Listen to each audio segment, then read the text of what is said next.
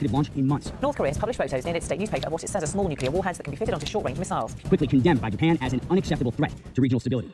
To put it candidly, North Korea is an outlier, an unpredictable one at that. Run by the Kim dynasty, with the current dictator Kim Jong-un in power, the Korean nation has shaped itself to be one of, if not the most mysterious nation on the planet. North Korea is completely closed off to the world, with a lot of what we know about it coming from spy missions, and the few survivors who have managed to escape the country. The nation is so closed off that there's a shoot-to-kill order for anyone who arrives at its Chinese border. The citizens themselves, on the other hand, know next to nothing about the outside world, with Kim Jong-un keeping a strong grip on what his citizens know. Just owning foreign media content is a punishable crime, with up to 15 years in jail. Censorship and propaganda in the country are so bad that it basically makes China seem like the land of the free and the home of the brave. However, this house of fear and military libertinism is crumbling and collapsing on itself, with hunger and economic ruin pounding on the nation's doors. Could this be the end of North Korea as we know it? In this video, we will dive into the history of North Korea, how it came to be feared, the Kim dynasty, how it has survived so long, and if indeed there is a future for the nation. Speaking of futures, please help ensure the future of the channel by liking and commenting on this video. And that simple action sets the you-know-who algorithm that you find our content interesting, and that in turn helps the channel grow. With that out of the way, let's get back to the basics. North Korea has a long and troubled history. The nation has a long history, albeit a largely sad one, and you can see how its past has affected its present on a very deep level. So, in order to understand what's currently going on, let's take a trip to the past and see how the country came to be. Unlike other countries, like the 247-year-old United States, North Korea is relatively young. In fact, the history of North Korea began with the end of World War II in 1945. That's not too long ago. Prior to that time, the whole of Korea had been under Japanese rule. This had been so since 1910, and Japan had for an entire generation suppressed Korean culture and heritage and made the land theirs. However, with the defeat of the Japanese in 1945 came the freedom of Korea. The territory was taken from Japan as proceeds of war, leading to the division of Korea at the 38th parallel by the United States, with the Soviet Union occupying the north and the United States occupying the south. The Soviet Union, the power that was given the north to administer, then refused to follow the UN mandate for democratic elections nationwide. This led to the United States declaring the democratically elected government of South Korea as the sole legitimate government of the Korean Peninsula because it was, well, democratic. This decision by the United Nations created massive tensions with the Korean Peninsula. It all ultimately led to the communist dictatorship in the north rejecting the United Nations proclamation and claiming the sole right to rule Korea.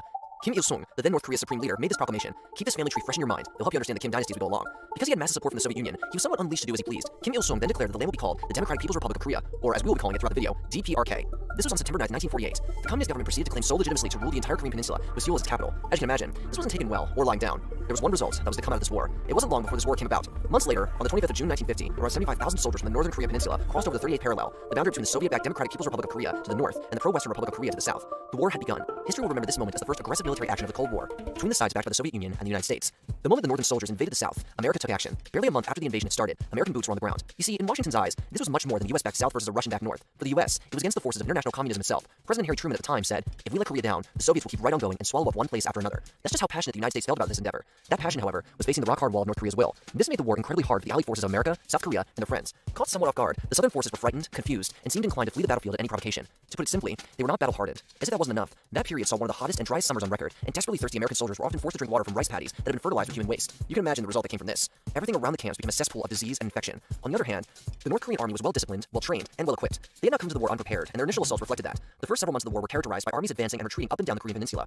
The initial North Korean attack drove United Nations command forces to a narrow perimeter around the port of Pusan in the southern tip of the peninsula. After the front stabilized at the Pusan perimeter, General MacArthur, the commander in charge of the allied forces, surprised the North Koreans in September 1950 with an amphibious landing at Incheon behind North Korean lines, forcing the North Koreans to retreat behind the 38th parallel. Though the Incheon landing and the assault that followed was a success, it also brought about unwanted results. As American troops crossed the boundary at the 38th parallel and headed north towards the Yalu River, the border between North Korea and Communist China, the Chinese started to worry about protecting themselves from what they called armed aggression against Chinese territory. The then Chinese leader, Mao Zedong, sent troops to North Korea and warned the United States to keep away from the Yalu boundary unless it wanted a full-scale war. China already supported North Korea's communist agenda, but to risk direct war with China was something that the United Nations did not want. The US, however, did not have any problem with that. As we said before, the spread of communism was viewed as a direct threat to the existence of America. In October, the United Nations, urged by the United States government, approved the movement of UN forces across the 38th parallel into North Korea in an effort to unify the country under a non-communist government. In spite of warnings issued by the Chinese government, the United Nations forces moved towards the Yalu River, marking the North Korean border with Manchuria. Discounting the significance of initial Chinese attacks in late October, MacArthur ordered the United Nations command to launch an offensive, taking the forces to the Yalu. That was the last straw for the Chinese, who then came together in full coordination in late November to attack. The Chinese offensive together with the North Korean army was so strong that it pushed the might of the United Nations command south of the 38th parallel in a fell swoop.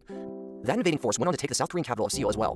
That had to be quite the push if you ask us. However, it wasn't long before this pushed the ground to a halt. By early 1951, the Chinese offensive had lost its momentum, and the UNC, bolstered by the energized 8th US Army, led by General Matthew B. Ridgway, retook Seoul from the communists and advanced back to the 38th parallel. They were back in their own territory. From July 1951 until the end of the hostilities, the battle lines remained relatively stable, and the conflict ground to what effectively is a stalemate. With millions of lives having been lost and very little change having taken place on the ground, the Truman administration abandoned its original plans. Coming into the war, the hope had been to reunite North and South Korea and rid themselves of communism in the Korean Peninsula. But now the US just wanted to avoid the possible escalation of the conflict into a Third World War involving China and the Soviet Union. US President Eisenhower, who took charge after Truman's term ended, said something that could be regarded as the culmination of American feelings at the time. He said, "We cannot stand forever on a static front and continue to accept casualties without any visible results. Small attacks on small hills would not end this war." President Eisenhower soon sought to end the violence that had now encapsulated the peninsula. Using both the rod and the carrot, President Eisenhower finally achieved his goal of bringing an armistice on July 27, 1953. America was trying hard to fashion lasting peace in order to avoid a wider war with Russia and China, or even, as some word, World War III. However, after America's withdrawal, despite having waged a vicious war on the fronts, left the Korean Peninsula just as divided as it had been since the close of World War II at the 38th parallel. There wasn't much real change, just piled up bodies of dead soldiers and civilians who, as painful as it sounds, had their deaths come with no quantifiable change in the geopolitical sense. All in all, by the time the armistice turned into the ending of the war, over 5 million soldiers and civilians had lost their lives in what many in the US refer to as the Forgotten War. This was because of the lack of attention it received compared to more well-known conflicts like World War I and II and the Vietnam War. The Korean Peninsula remains divided today along similar borders, with the two sides agreeing on a border formed by the Korean Demilitarized Zone. Here's an interesting fact to note about North and South Korea. Because the two nations never signed an official peace treaty, the two Koreas technically have been at war since 1950. Imagine that. It's a frozen war.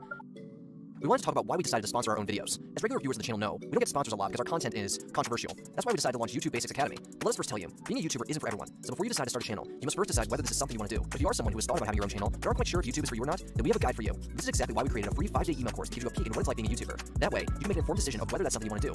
You can sign up for this free 5-day course by clicking the link in the description. Best of all, if you sign up now, you can get a free guide on the best YouTube niches for beginners. So click the link below or scan the QR code on your screen to sign up.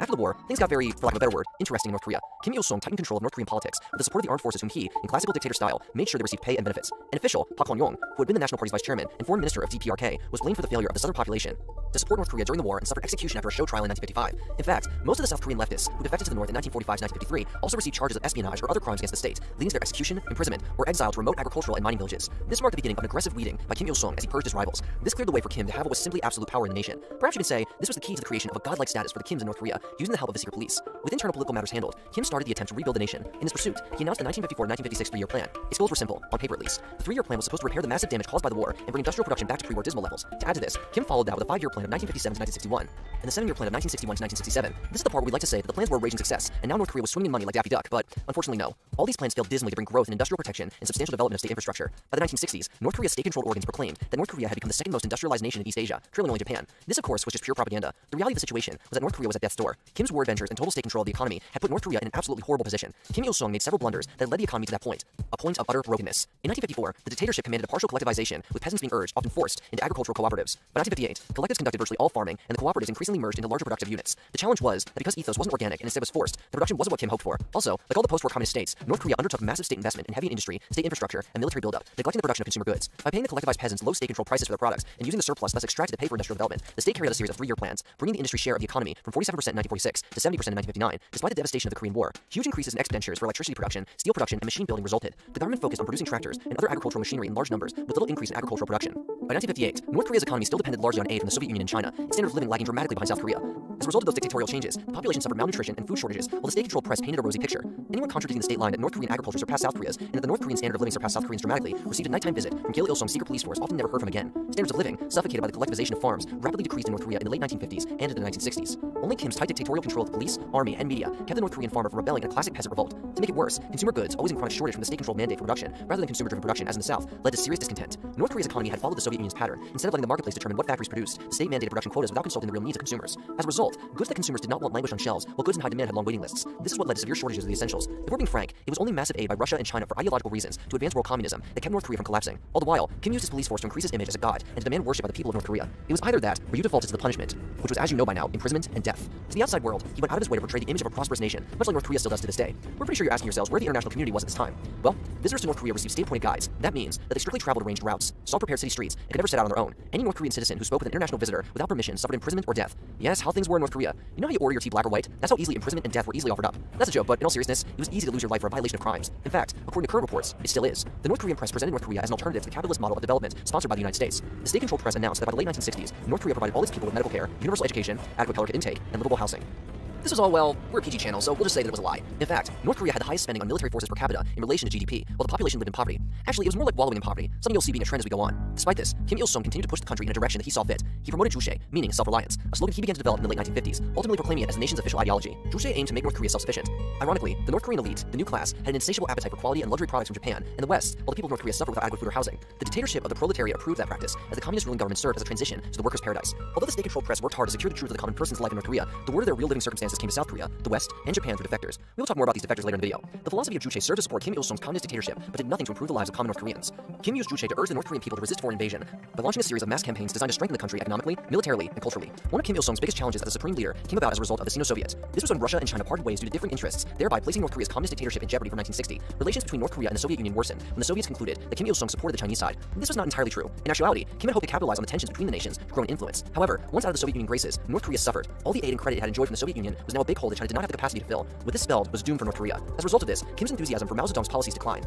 Despite his rhetorical denunciation nations of revisionism. While he supported Chinese campaigns such as the Great Leap Forward, he saw Maoist initiatives such as the 100 Flowers Campaign and the Cultural Revolution as destabilizing and dangerous. In that way, Kim Il-sung showed his determination to mark an independent path for North Korea when possible. So, compiling all these factors, what do we have now in the story of the fall of North Korea? Well, due to the inherent contradictions in Juche, the massive expenditures on the military without Chinese and Russian aid, the failure of the collectivization program, and the rejection of free enterprise, North Korea suffered declining economic fortunes, as have all communist dictatorships. North Korea's lack of foreign reserves and the prohibition many Western nations had placed on trade and investment in North Korea spiraled the country into economic depression. Put simply, North Korea had way too many problems and too few friends. During that time, Kim strengthened his grip on the